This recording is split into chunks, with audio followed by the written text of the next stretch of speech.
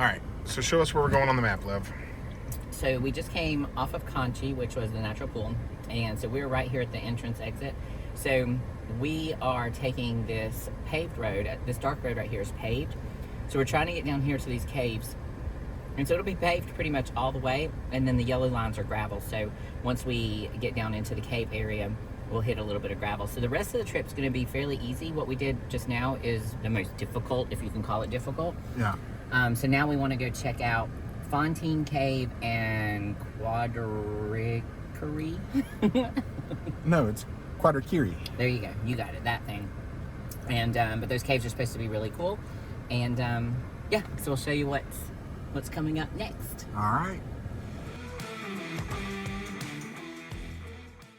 So as we said from the map, most of this is paved, but you do have these stupid speed bump dip things, and they are like, they go heavy with them. Like every 20 feet. So basically you have a 4-mile drive, but you've got those stupid dips well, here's come 2 more. And you can't take them fast. You really have to slow down. But we're not going through here fast anyway. But I just think it is overkill. Little excessive. Little excessive. All right, we're starting to get some altitude on us again, so you can see the ocean. One thing that's crazy to me out here is how inhospitable the ecosystem is. I mean, when you get out of your car, it's like every plant here wants to hurt you or kill you or stick you. It is such a beautiful sight to be driving straight towards the ocean. Where's the road? There we go. I was like, oh God. Oh, look at that beach over there, guys. Holy shit. Crest this hill, see what's over it. Now hit the speed dip first. Yeah.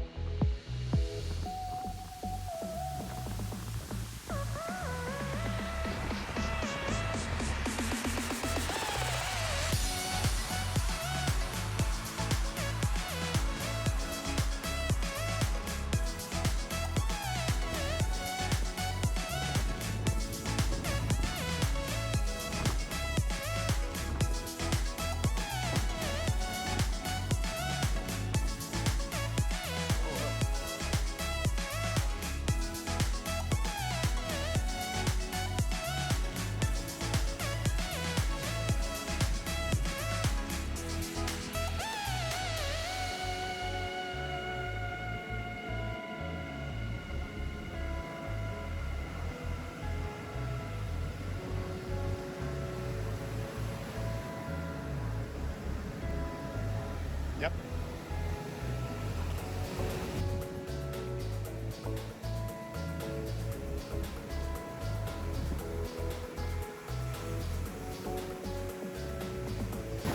Oh, that is so beautiful.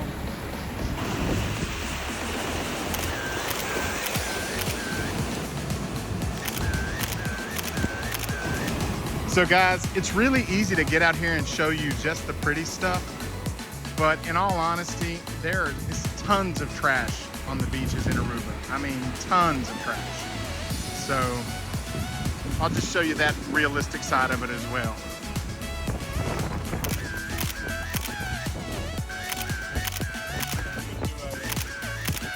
So we're at the top of Boca Prins.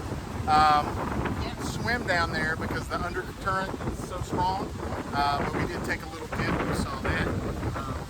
It's absolutely horrific. It's cold here. The wind is constant, so it feels so good. Even though it's 84 degrees, you don't feel it. It feels like 70 probably. So it's just phenomenal. If you head out a whole different world. All right, so we just left Boca Prins. Now we are heading to Fontein Cave, and it looks like it is crowded. So we'll see what kind of footage we're actually able to get. There's a ton of people in there.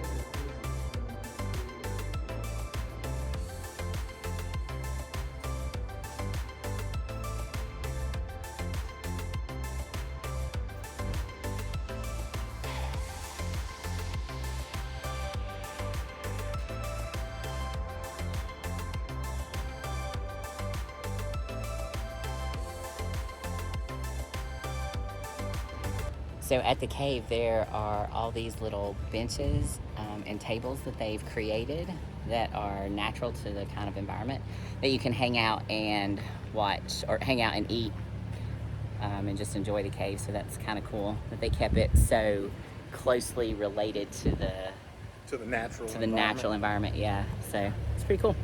So that was Fontein Cave. We are heading to Quadirikiri. So look at these little concrete strips they put in the roads to make them passable. It's pretty neat.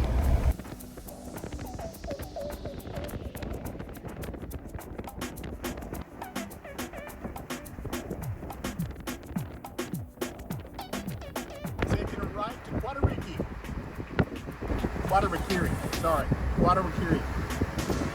Okay, let's do it. All right, so my name's Sergio. I'm the youngest ranger they have at the park. I'm also the newest ranger they have at the park, and this is Quadirikiri Cave. The name of the cave, Quadirikiri, comes from the original language the Aboriginals used to speak. The language is called Arawak. Sadly, we don't speak the language anymore, but we have a lot of their words in our modern language now. Our modern language is called Papiamento. It's a mix of many languages, but I'll explain that later. So the meaning of the name itself, Quadirikiri, it means my little garden. But it's a bit confusing because it's a cave and not a garden. So we don't know if the translation is completely correct, or maybe there was another place in this vicinity that had that name, and the cave just took the name over. So let's head in and I'll show you more.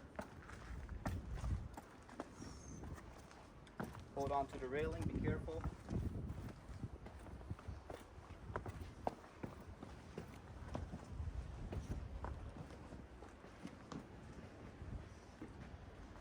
Super fun to film, babe. Mm-hmm. Climbing the stairs. Now watch your head here. I see someone hit their head every day. Okay. Yeah. I'm so glad you warned me. I would have been that guy. Yeah. Well, today not yet, but who knows? We've got more people to come. All right. In this cave, you can use a flashlight. Please just only use it to shine at the floor. Okay. We do have bats in here, and we don't want to disturb them. So just shine where you're walking. Don't shine at the ceiling or at the bats.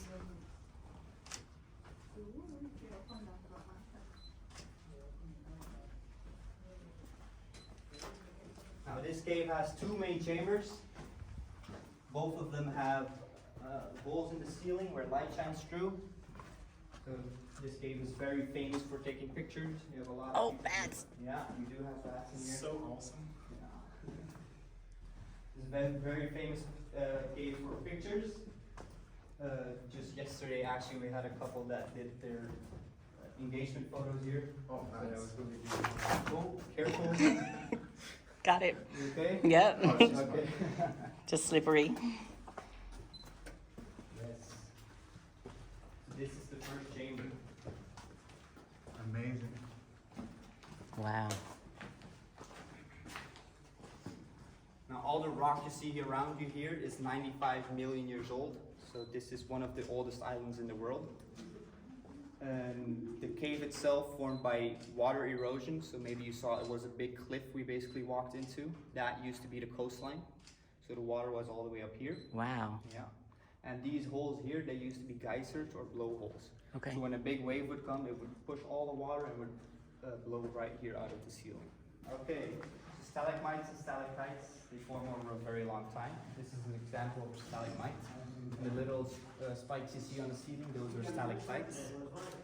Now, because all the rock around here is limestone rock, you have a lot of water that's running through it. When it rains, a lot of water gets sucked up by the rock. It almost works like a sponge. And so a lot of it drips through the caves. Every time it drips, it leaves behind a tiny bit of calcium carbonate and some other minerals. And over thousands and thousands of years, they form structures like this. And this one is very special because if you look here from the wall, when you look at it, you have to have a little imagination, but maybe you'll see it already. Looks like a face. See a face. Yeah, exactly, like The face. chin, the nose, the A eyes. big chin here, a nose, a cheek, an eye, Yeah. forehead, maybe even a man bun. A man bun for sure. So maybe there was the spirit of the shaman that used to Yeah. come in here.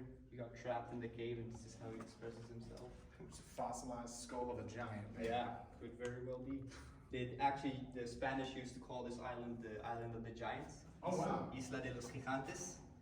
And there are some rumors that there were actual giants on the island, but those could I very believe well- it. I believe They it. could very well just be rumors. Hey, but they're cool. Yeah, definitely. Too many civilizations have mentioned giants for them to be fake. true. That is true. Even all old religious texts mention that. Yes, all of them. Every one. So there must be some sort of truth in them. Now you also see a lot of the stalagmites and stalactites have been broken off. They form crystal structures inside, so people actually used to harvest them for the crystals. Luckily, in 1997, this area became protected, and so Nice. they put a gate in front of it, and they couldn't come in and just break off the pillars anymore. This is huge. This is the biggest cave I've ever been in. Yeah, where are you guys from?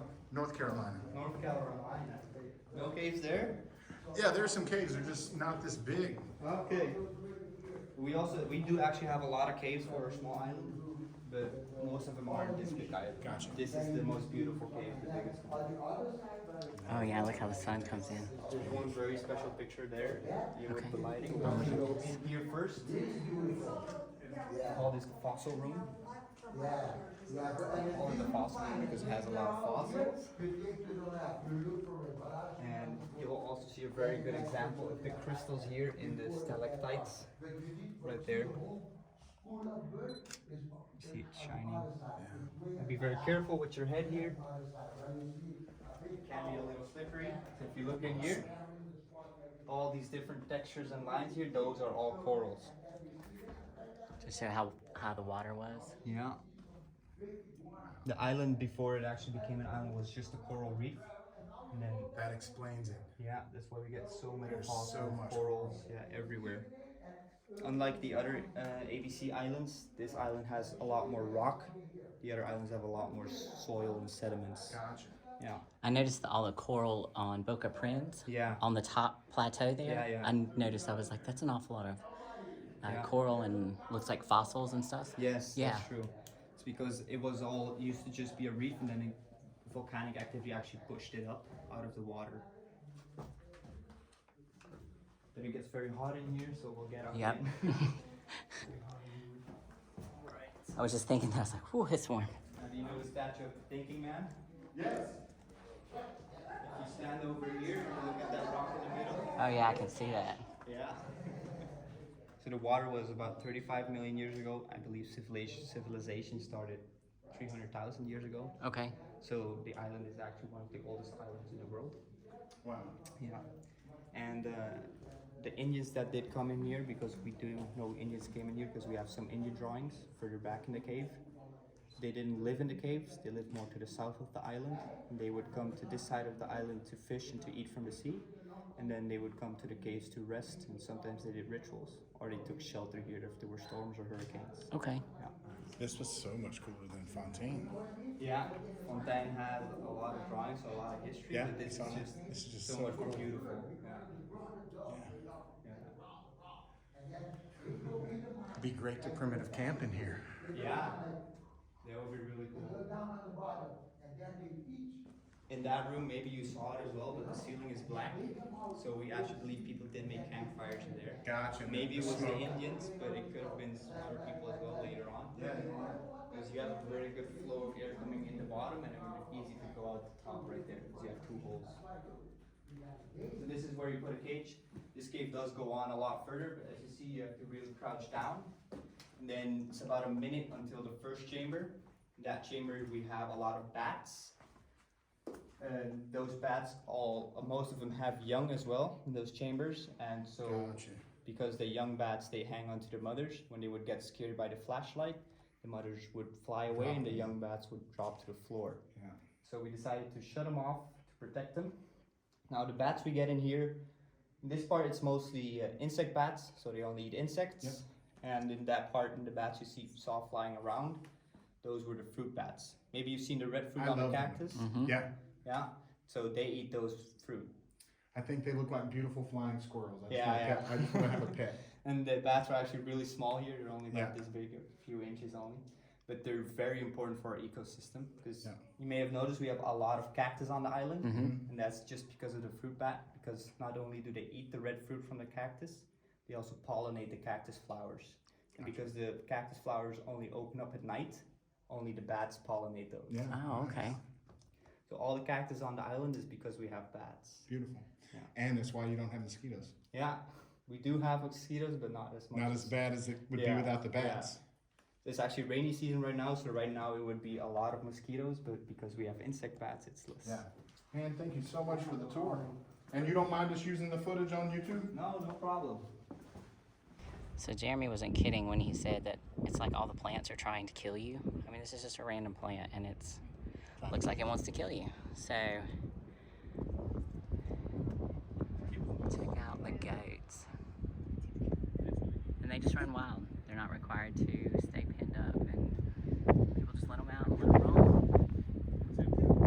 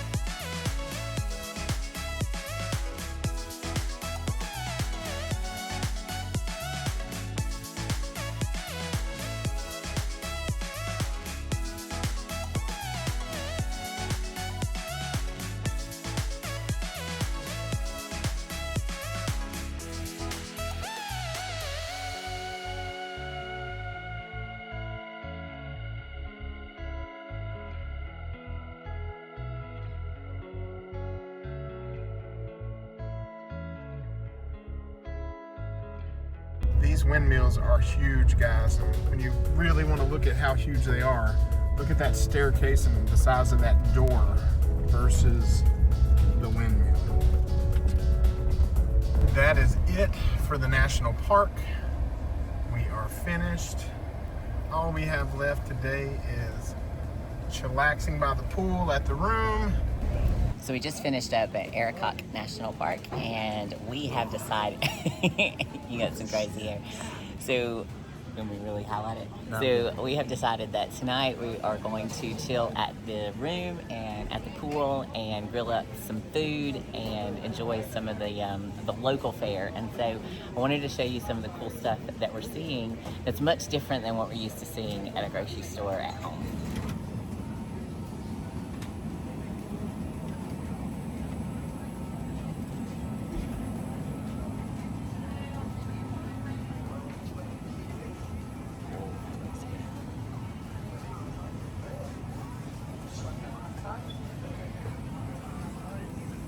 All so beautiful, and it's a mix of chocolates and fruits and that sort of thing. It's just really cool. And I see somebody eyeballing the sweet treat case. Red velvet.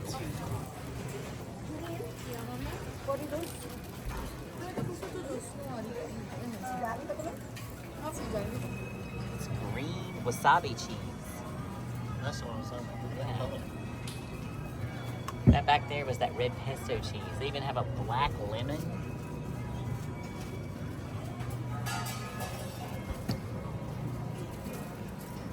we just need a little thing of cheese somewhere. Gotcha. Holy crap, guys. I mean, look at this carrot. It's not fair. Not fair at all.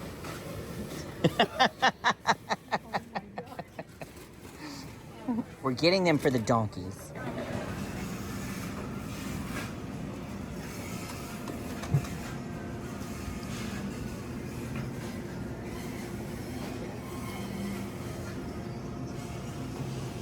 All right, guys, she got some of that weird looking cheese from the store, and she's gonna try it.